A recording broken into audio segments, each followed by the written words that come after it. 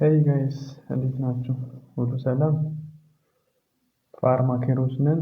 የተለያዩ ኮመን የሆኑ የሲኦሲ ጥያቄዎችን የምንሰራበት የዩቱብ ቻናላችን ነው።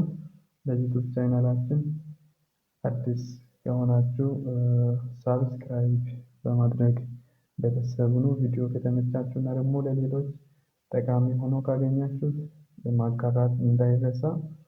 ዛሬ ደግሞ የተወሰኑ የሲኦሲ ጥያቄዎችን ለመስራት እንሞክራለን። የመጀመሪያ ጥያቄ ማኒፋክቸሪንግ ፋርማሲስት who is working at a pharmaceutical factory were delivering sterilized raw material for gentamicin sulfate ophthalmic ointment manufacturing. They adhere to current good manufacturing practice principles to prevent contamination. What is the most appropriate material flow pattern into preparation area? የመጀመሪያ ጥያቄ ስለምንድን ነው? ስለ ማቴሪያል ፍሎው ነው። ኮንታሚኔሽንን ለመከላከል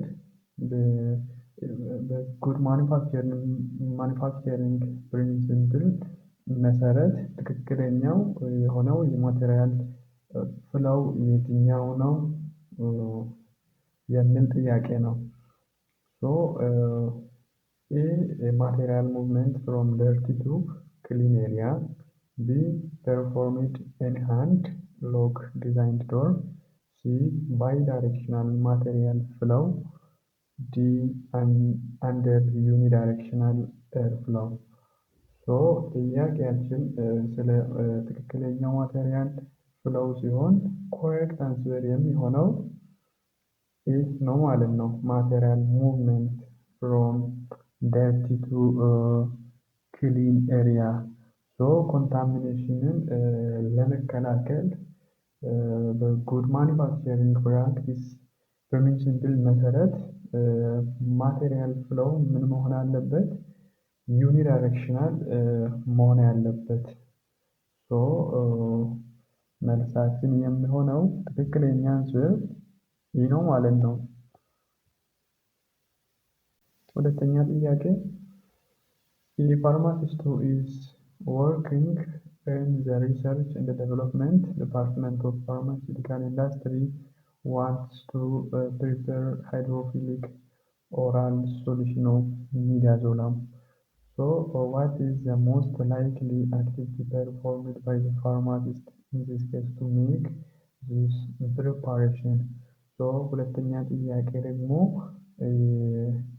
ትክክለኛው አክቲቪቲ ሃይድሮፊሊክ የሆነ ኦራል ሶሉሽን ኦፍ ሚዳዞላምን ለማዘጋጀት የሚያስፈልገው ትክክለኛ አክቲቪቲ ወይ ደግሞ ከተሰጡን ምርጫዎች መካከል ትክክለኛው አክቲቪቲ ፐርፎርም መደረግ ያለበት በፋርማሲስቱ የትኛው ነው?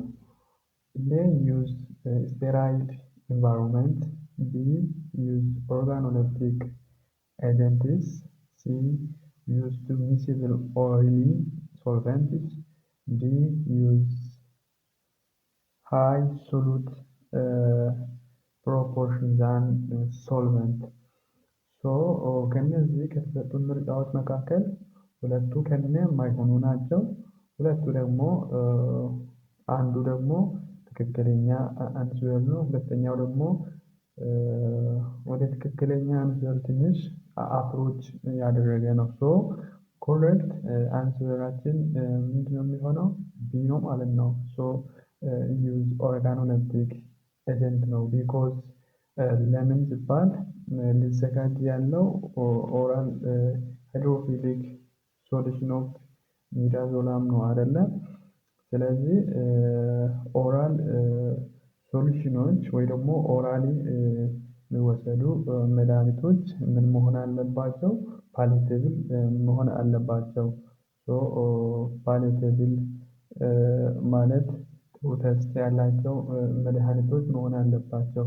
ስለዚህ ኦርጋኖሌፕቲክ የሆኑ ኤጀንቶች ያስፈልጋሉ። ላይክ ፍሌቨሪንግ ኤጀንቶች፣ ስዊቲንግ ኤጀንቶች ፕላስ ደግሞ ከለራንቶች ያስፈልጉናል። ኦርጋኖሌፕቲክ ኤጀንት የሚባሉት ቴስት የሚደረጉ በሰንስ ኦፍ ኦርጋኖች ቴስት የሚደረጉ ኤጀንቶች ናቸው። ስለዚህ ኦራል የሚወሰዱ ድራጎች ፓሌተብል መሆን ስላለበት ዊ ኒድ ቱ ዩዝ ኦርጋኖሌፕቲክ ኤጀንት።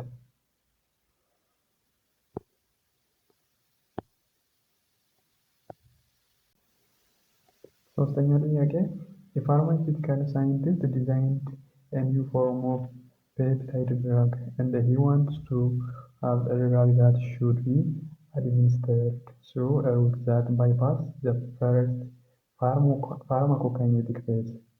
So what is the appropriate route of administration?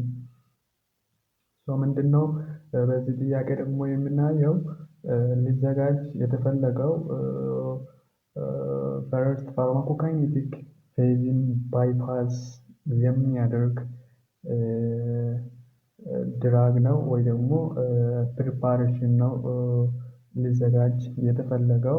ፈርስት ፋርማኮካይኔቲክ ፌዝ የሚባለው የፋርማኮካይኔቲክ ፓራሜትሮች ከአራቱ አድሚኒስትሬሽን፣ ዲስትሪቢዩሽን፣ ሜታቦሊዝም እንደ ኤክስክሬሽን ከምንላቸው ፈርስት ፋርማኮካይኔቲክ ፌዝ የሚባለው አብዞርፕሽን ነው። ያንን ፕሮሴስ ባይፓስ የሚያደርግ ዳይሬክት ሲስተሚክ ሰርኩሌሽንን አክሴስ የሚያደርግ አይነት ፕሪፓሬሽን ነው ወይ ደግሞ ሩት ኦፍ አድሚኒስትሬሽን ነው የተፈለገው። ስለዚህ ያንን ደግሞ የሚያደርግልን የትኛው ሩት ኦፍ አድሚኒስትሬሽን ነው? አይቪ ነው ማለት ነው። ኢንትራቬነስ ነው።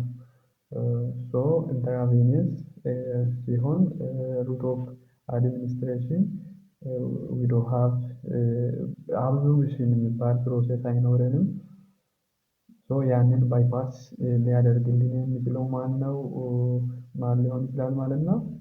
አይቪ ሩት ኦፍ አድሚኒስትሬሽን ነው የሚሆነው። ቡካል አብዞርፕሽን ያስፈልገዋል። ረክታልም እንደዛው ሲስተሚክ ሰርኩሌሽንን አክሰስ ለማድረግ ሳብኩታኔስም ቢሆን አብዞርፕሽን ያስፈልጋል። አብዞርፕሽንን ባይፓስ የሚያደርግልን አይቪ ይሆናል ማለት ነው። የዛሬ ቆይታችን ይህንን ይመስላል። ቀጣይ ደግሞ በሌላ ጥያቄ እንመለሳለን። ሃቭ ኤ ናይስ ታይም።